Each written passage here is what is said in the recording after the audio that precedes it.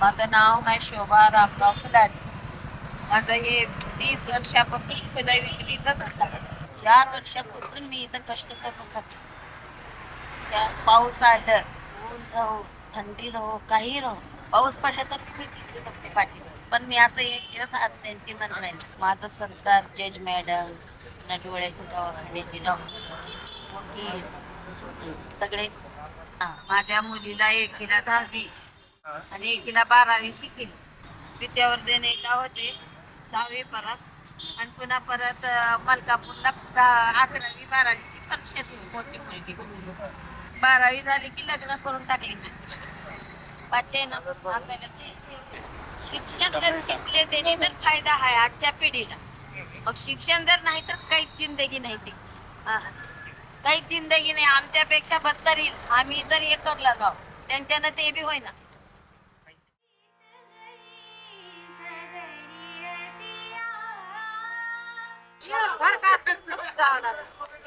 काय सांगू वनवास असला वनवास.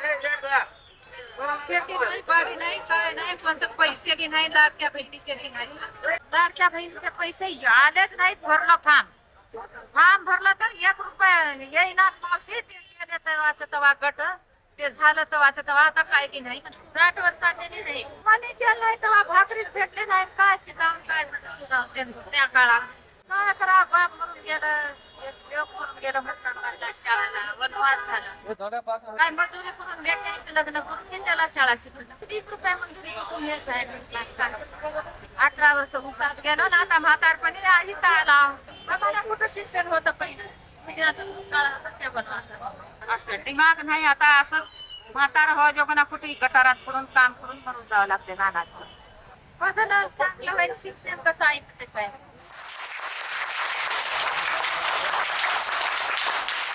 Now perform our poem, okay? Bounce ball to Veena. Bounce ball to Sagar. Bounce ball to teacher. Oh no! I missed it. Oh no! मी मुळात सहशिक्षिका आहे विद्यावर्धनी प्राथमिक शाळेला. सोबत आपली संस्था आहे बापूसाहेब पाटील एकंबेकर. इथे मी कोषाध्यक्षा या पदावर कार्यरत आहे. मला अभिमान आहे. मी प्राथमिक शिक्षिका आहे. मी लहान मुलांमध्ये असते. तर सतत माझा दिनचर्येचा जर विचार केला तर मी आनंददायी जीवन जगते. शिक्षणामुळं मला एक दिशा मिळाली. जसं की आम्ही लाडात वाढलेले आणि थोडंसं फिजिकली प्रॉब्लेम असल्यामुळे माझ्याकडे सगळ्यांनी मायेने आणि कुरवाळूनच मला मोठं केलेलं होतं. मात्र जेव्हा हळूहळू आपण या जीवनामध्ये पदार्पण करतो, राहायला सुरुवात करतो, तर तेव्हा सगळ्यांसारखं जगायचं असतं. मग तेव्हा हे जीवनच आपल्याला एक कॉन्फिडन्स निर्माण करून देतं. शिक्षणाकडे पाहता मी चॅलेंज म्हणून स्वीकारते. शिक्षणामुळे आत्मविश्वास निर्माण होतो आणि खरंच माझ्या जीवनामध्ये तसंच घडलंय. शिक्षणामुळे जीवन बदलतं. त्याचं अगदी चांगलं उदाहरण म्हणजे मीच आहे. बालपणी आई ही शिक्षण क्षेत्रामधली आणि प्राध्यापिका असल्यामुळे ती शिक्षणाबद्दल जागरूकच होती. ती नेहमी म्हणायची की मुलींना विशेष करून शिकलंच पाहिजे. तर त्यामुळे तिनं खास माझ्या भावाबरोबर आम्हा दोन्हीही मुलींना अगदी इक्वल शिक्षण देण्याचा प्रयत्न केला. मी जेव्हा D.Ed करत होते तेव्हा आम्हा 4 मैत्रिणीचा ग्रुप होता. त्यामध्ये त्या तिघी माझ्यापेक्षा वयापेक्षा लहान होत्या. मात्र त्यांना त्यांच्या कुटुंबाची जिम्मेदारी होती. त्यात माझ्या एका मैत्रिणीचे वडील वारले आणि तिला पुढचं शिक्षण घेणं कठीण झालं, फीस भरणं कठीण झालं. तर तेव्हा जाणवलं सर हातपाय अंगावर देखील काटे येत आहेत. तेव्हा जाणवलं की आपण खूप लाडात वाढलोय. एवढी संधी भेटली आहे, लोकांना मिळत नाही. तिला जीवन जगायला ते किती कठीण जगायचंय, तिला घर पण सांभाळायचंय, फीस भरायला पैसे नाहीत. तेव्हा मात्र आम्ही मैत्रिणी सिरियस झालो. त्यातल्या त्यात मला तेव्हाच खरं सिरियसनेस आलं की बस, नाही आता जे काही माझ्या वडिलांनी इथंपर्यंत शिक्षणासाठी म्हणजे अट्टहास केला, मात्र आता तो वाया घालवायचा नाहीये आणि काहीतरी बनायचंय. तेव्हा मात्र जीवनाला कळाटणी आली सर. आपण मुलींना हे शिकवायचंय, मी वसा घेतलेला आहे की जी परिस्थिती आली आहे तिथं बेस्ट करायचंय आपल्याला. स्वतःच्या इच्छा बाळगायच्या असतील तर तिथं आपल्याला शिक्षणच उपयुक्त ठरतं. आणि जर परिवारामध्ये असेल किंवा समाजामध्ये असेल, आपल्याला जर कोणी रिस्पेक्ट करावं, आपला आदर करावा आणि आपण स्वतःच्या पायावर जर थांबायचं असेल तर तेव्हा शिक्षण उपयोगी पडतं. आणि त्यामध्ये डिसेबल असताना मला जर शिक्षणाची जर जोड नसती ते जीवन कठीण असतं. स्वाभाविकच आहे, माझं लग्न कुठेतरी साध्या घरात झालं असतं. मी चूल आणि मूलमध्येच माझं जीवन संपलं असतं. माझ्यामध्ये आत्मविश्वास नसता. जे काही चाललंय ते स्वीकारणे हेच आपलं धर्म आहे इतकंच मला समजलं असतं. स्वप्न ते तर दूरच राहिले असते. तर पहा, शिक्षण तर माझं झालं नसतं तर हे जीवन इतकं आनंदही नसतं. माझ्या मते या समाजामध्ये पुरुषांनी देखील अनेक अपॉर्च्युनिटीज, संधी उपलब्ध करून दिलेल्या आहेत महिलांना. आणि खरंच महिला देखील त्याचं सोनं करतायत. प्रत्येक क्षेत्रामध्ये या बरोबरीने चालतायत. 2025च्या अभ्यासानुसार जर पाहायला गेलं, उदगीरमध्ये त्या महिला देखील पुरुषांच्या खांद्याला खांदा लावून सामूहिक विचारसरणी घेऊन उदगीरचे रहिवासी चालतायत. बाळांनो, एक आणि एकच मूलमंत्र, खचायचं नाही आणि घाबरायचं नाही.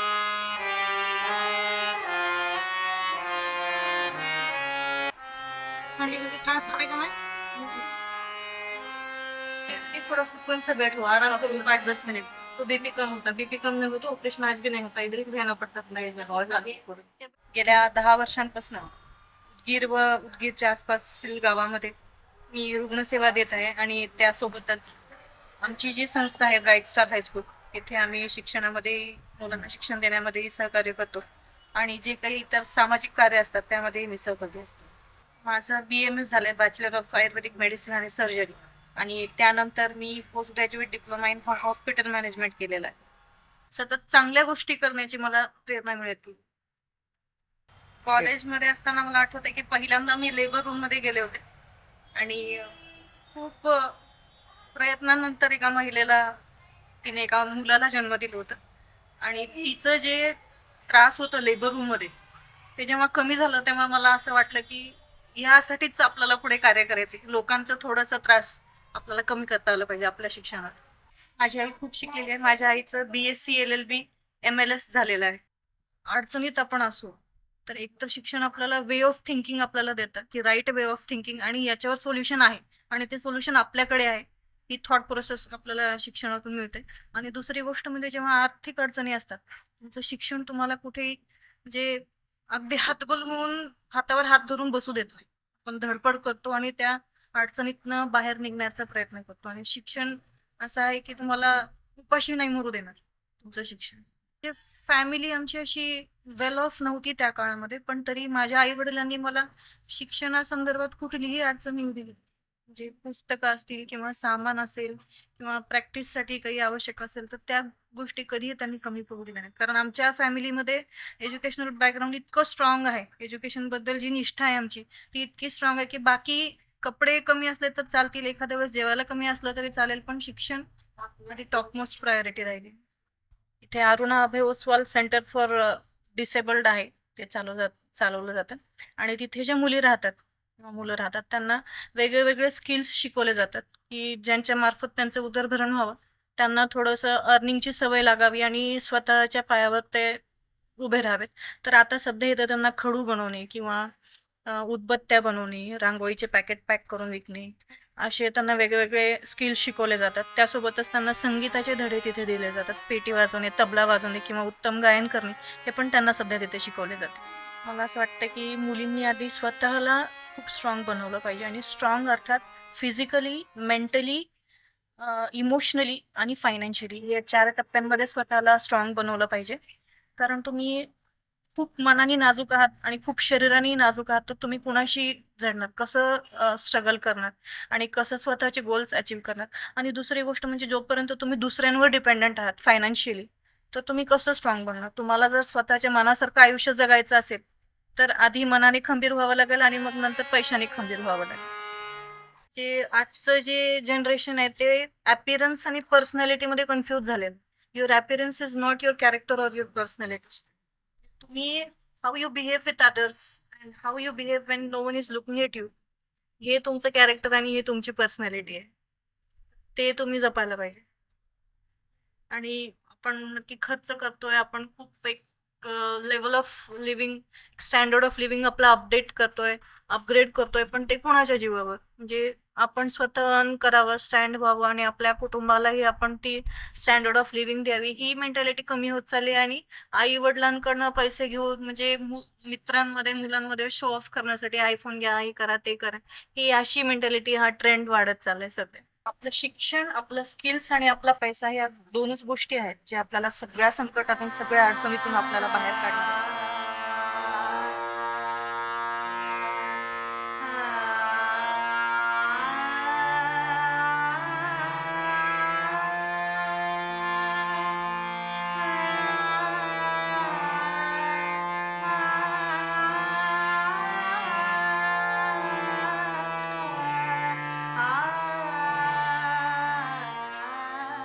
हॅलो, मी दीपाली आवटे बोलतेय. तिथं खूप कचरा टाकायलेत आणि सगळ्या नगरपालिकेच्या गाड्या, सगळं वेस्टेज तिथं आणि दुर्गंधी खूप पसरलेली आहे. लोक म्हणतात आमचं राहणं शक्य नाही. तर तुम्ही प्लीज सर उद्याच्या उद्या तेवढा कचरा काढून घ्या, रिक्वेस्ट आहे माझी. एक समाजकारणी म्हणूनच मी स्वतःला पाहते, कारण लोकांच्या सगळ्यांच्या समस्या सोडवण्यामध्ये दिवस कसा जातो हे मला कळतही नाही आणि त्यातच माझं खरं सॅटिस्फॅक्शन आहे. आणि माझी लाईफ स्टेबल आहे, सगळी सुख आज माझ्याकडे आहेत, फॅमिली हॅपी आहे, 2 मुली आहेत आणि त्याही त्यांचं शिक्षण आणि माझं राजकारण. आज एज्युकेशन जे बेस आहे त्याच्यामुळं महिला आज प्रत्येक क्षेत्रात काम करत आहेत आणि एज्युकेशन हे आज खूप इम्पॉर्टंट आहे. पण बऱ्याच ग्रामीण भागातल्या माझ्या महिला, आजही महिला भगिनींना शिक्षण भेटत नाही. ती एक खूप मोठी शोकांतिका मला वाटते आणि त्याच्यावरतीही काम करण्याचं कार्य मी करते आणि करत राहणार आहे. जेव्हा मुलींच्या शिक्षणाचा विषय येतो तर मला असं वाटतं की शिक्षणासाठी शासनाकडनं बरेचशी पावलं उचलली गेलेली आहेत आणि मुलींच्या शिक्षणावरती बेटी बचाव बेटी पढाव ही टॅगलाईनच त्याच्यासाठी आहे की मुलींना वाचवायचं तर आहेच, पण त्यांना शिक्षण सुद्धा द्यायचं आहे.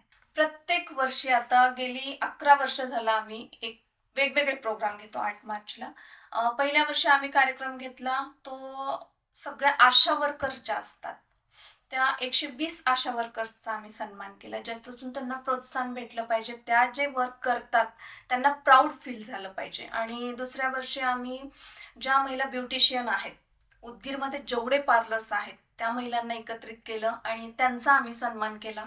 तिसऱ्या वर्षी आम्ही शिवणकाम, जे स्टिचिंग, ब्लाऊज स्टिचिंगचं काम करतात अशा एक 100-150 महिलांना एकत्रित करून त्यांचा सन्मान केला. ज्ञानदायिनी गुणगौरव पुरस्कार म्हणून सर्व शिक्षकांचा, स्पेशली फक्त शिक्षकांचा, महिलांचा आम्ही सन्मान केला. अशा वेगवेगळ्या प्रत्येक क्षेत्रात नवदुर्गांचा सन्मान म्हणून 9 वेगवेगळ्या क्षेत्रात काम करणाऱ्या महिलांचा आम्ही सन्मान केला. तर फोकस हेच होतं की महिलांना एकत्रित करणं, त्यांना अभ्यासाचं महत्त्व सांगणं, जनजागृती करणं आणि महिला ह्या आर्थिकदृष्ट्या सक्षम झाल्या पाहिजेत याच्यावरती फोकस आम्ही करायला सुरुवात केली. आणि हे सगळंच काम बघून आमचे स्थानिकचे लोकप्रतिनिधी माननीय संजय भाऊ बनसोडे साहेब, त्यांनी मला शहराध्यक्ष पदाची संधी दिली आणि तिथून माझा राजकीय प्रवास सुरू झाला. आणि एवढ्या कमी काळामध्ये असं एवढ्या लोक जिल्ह्यावरचं पद मिळणं वगैरे हे खूप जणांना म्हणजे हर्ट होत होतं आणि ते माझ्या कानावर सतत येत होतं. मग कुठंतरी विचार असा येत होता की राजकारण स्किप करायला पाहिजे, आपण बिझनेसच करू. आणि मी विचार पण केले की खरंच ज्या राजकीय महिलांचा वारसा आम्हाला लाभलेला आहे, राजकीयच नाही तर ज्या संघर्षातून निर्माण झालेल्या महिला आहेत, मग माझ्या वाचनाचा काय फायदा झाला. मी तेव्हा रिअलाइज केलं की मी आजपर्यंत राजमाता जिजाऊ असतील, त्याचबरोबर तारा राणी असतील, येसुबाई साहेब असतील किंवा अहिल्याबाई होळकर असतील, माझं वाचन जे झालेलं आहे, जे कादंबऱ्या मी वाचल्या आहेत त्या मोस्टली स्त्री शक्तींवरतीच वाचलेल्या आहेत. महिलांसाठी अनेक योजना आहेत, पण ज्या योजनांची माहिती महिलांना नाहीये.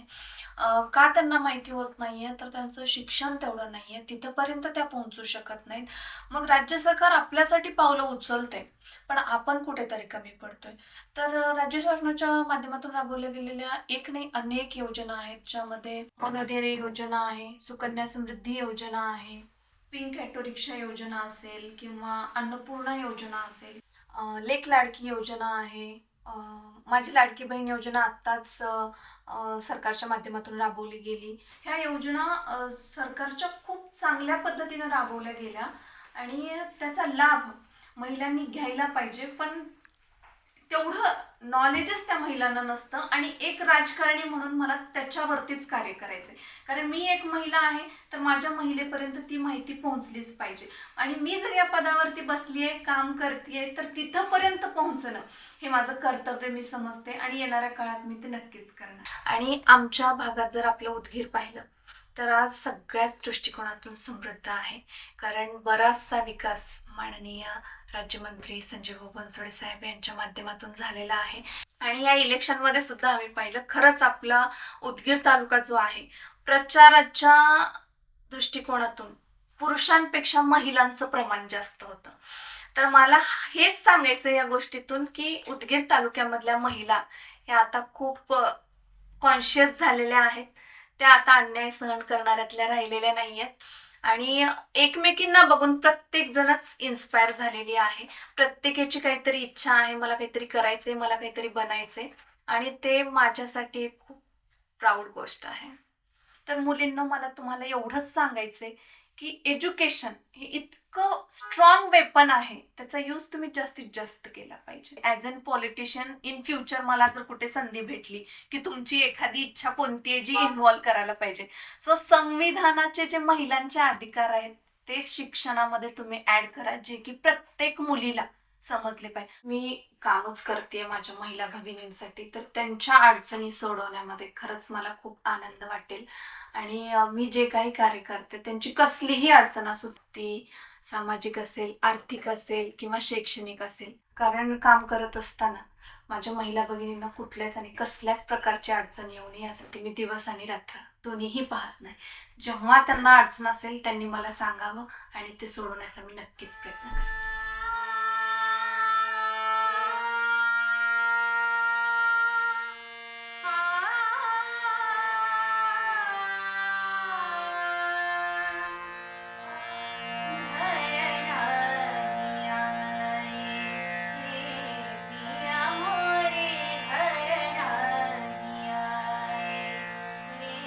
सध्या मी ॲज अ म्युझिक टीचर म्हणून टाइम पब्लिक स्कूलमध्ये जॉब करत आहे. आपली आरती करायची, गावामध्ये कुठेही आरतीला असलं की चला शुभांगीला बोलवा हे असायचं. तिथून मग आजीची इच्छा होती की माझी ना गाणी म्हणावी, आणि तसंच माझ्या आईला पण आवड आहे. त्यांच्यापासूनच माझी मी तुम्हाला जसं म्हटलं की माझ्या आरतीपासून सुरुवात झाली. ते शिकवण्याचं काम माझ्या आईनं आणि आजीनं केलं. जसं की मी एक चिखलाच्या मातीचा गोळा होते, ज्यांनी मला आकार द्यायचं हे केलं ते माझे आई आणि पप्पा. खरं तर माहितीच नव्हतं की संगीतामध्ये करिअर असते, पण शिक्षकांना माहिती होतं. ते माझ्या वडिलांशी बोलले की म्युझिकमध्ये तुमची मुलगी करू शकते, तिचा आवाज आहे, तिच्यामध्ये ती धमक आहे, ती करू शकेल, तुम्ही ट्राय तरी करा कमीत कमी. मग आमच्या गावात तर काही संगीत क्लास असं काही प्रकार नव्हताच, मुळात ते शिक्षण आहे हे माहितीच नव्हतं. मग शिक्षकांनीच बघितले आमच्या गावापासून तालुक्याला 14 किलोमीटरवरती, तेच न्यायचे, तेच आणायचे, ते सोडायचे, ते करायला लावायचे सगळं. त्याच्यामध्ये सांगायला गेलं तर आता माझ्या जे फेवरेट सर ज्यांनी की मला खूप प्रोत्साहन दिलं, जाधव सर होते आणि मसलगेकर सर. एक जण न्यायचे, एक जण सोडायचे, त्यांचं ते हेच होतं. आणि खरं सांगायला जर गेलं सगळ्यात मोठं म्हणजे मी कधी स्वप्नात पण विचार केला नव्हता की माझं पोस्ट ग्रॅज्युएशन मुंबई युनिव्हर्सिटी सारख्या ठिकाणी होईल. आणि स्पेशली माझे क्लासमेट्स सारेगमप लिटल चॅम्प्सचे जज मुग्धा वैशंपायन, ज्यांचं नाव मी घेईन, ज्यांच्यामध्ये तिथपर्यंत जाऊ शकले, प्राध्यापक आर्या थत्ते मॅडम, कुणाल इंगळे सर, ज्यांनी गाणे बनवले आहेत मोठ्या मोठ्या सिंगर्सला घेऊन, प्लेबॅक सिंगर शरयू दाते, असे मोठे मोठे सिंगर होते. स्थानिक कलाकारांसाठी उदगीरमधल्या एक चांगली गोष्ट म्हणायला गेलं तर आपल्या उदगीरचे माजी मंत्री संजय भाऊ बनसोडे, जे आता आमदार आहेत, त्यांनी उदगीरच्या कलाकारांसाठी एक मोठी गोष्ट म्हणजे इथं नाट्यगृहाचं काम त्यांनी सुरू केलंय. आता ते पूर्ण व्हायला पण आले. ते जेव्हा पूर्ण होईल कलाकारांसाठी खूप मोठं स्टेज मिळणार आहे. आय थिंक 95वे अखिल भारतीय साहित्य संमेलन आपल्या उदगीर शहरात पण भरवण्यात आलं होतं. ते पण खूप मोठं. असंच पुढे भविष्यात संजय भाऊ वेगवेगळे सांस्कृतिक कार्यक्रम राबवतील. त्यांच्यामध्ये मोठे मोठे कलाकार, संगीतकार, जसं की माझे फेवरेट अजय अतुल सरजी यांना बोलवतील. आणि भविष्यात त्यांच्यामुळं जर मला एखादी त्यांच्यासोबत जर काम करायला मिळालं तर मी स्वतःला भाग्यवान समजेल आणि माझं स्वप्न पूर्ण झालं, माझ्या जीवनाचं सार्थक झालं हे मी समजेल.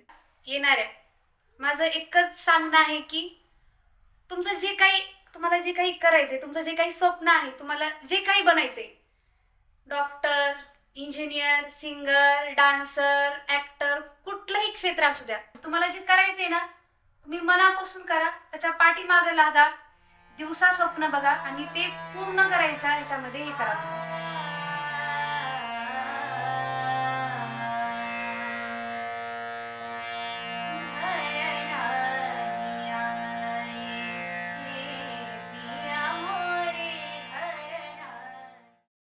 Bright star high school Udgir English medium ह्या शाळेची प्रिन्सिपल म्हणून काम करते. आणि शिक्षण घेऊन खूप घेतल्यामुळं मला ह्याचा खूप फायदा झाला. ह्या पदावर काम करता करता म्हणजे ज्ञानदानाचं एक चांगलं कार्य करता यायला लागलंय, त्यामुळं आनंद होतो खूप. मी शिकलेली असल्यामुळं आणि सरांचं पण खूप शिक्षण झालेलं असल्यामुळं मी इंग्लिश मिडियम स्कूल सुरू केलं. आणि आज एक म्हणजे शहरामध्ये खूप नामांकित स्कूल म्हणून प्रसिद्ध आहे. एक काळ होता की आता काय करावं, सर सुद्धा असं डिसमूट झालेले होते. मग इंग्लिश मिडियमला मी फक्त 600 रुपये पगारावर नोकरी करायची. पण तेव्हा सुद्धा शिक्षणच कामी आलं. आता जमाना बदललाय आणि आपल्याला जर व्यवस्थित राहायचं असेल तर शिक्षणाची फार गरज आहे. मुलींना तर खूपच गरज आहे. शिक्षणाने म्हणजे पूर्ण ओव्हरऑल डेव्हलपमेंट होती आपली. त्याच्यामुळं सगळ्या मुलींना माझा संदेश आहे की त्यांनी खूप शिकावं, आईवडिलांचंही नाव करावं, सासरच्यांचंही नाव करावं. मला 10वीला 88% पडले. मी सध्या 11वीत आहे. मला JEEचे प्रिपरेशन करायचं आहे. पुढे मला इंजिनियर व्हायचं. मला माझ्या आईवडिलांचे स्वप्न पूर्ण करायचं. स्वर्ग नको देवा मला आईची माया दे, बालपणी उन्हात खेळण्यासाठी बहिणीची छाया दे. स्वर्ग नको देवा मला आईची माया दे, जीवनात साथ देणारी एक सोबती दे. स्वतःला विसरून कुटुंबात सौख्य शोधणारी पत्नी दे. जीवन फार वळणदार आहे देवा, अरे जमलंच तर एक सखी दे. जीवन मार्गात शाळा दे, तुला सर्वच ठिकाणी येता येत नसेल तर भूतलावर स्त्री रूप दे. स्वर्ग नको देवा मला आईची माया दे, इतकं करताना मात्र देवा स्त्रीला शिक्षणाचा आशिष दे. स्त्रियांना शिक्षणाचा आशिष दे. स्त्रियांना शिक्षणाचा आशिष दे.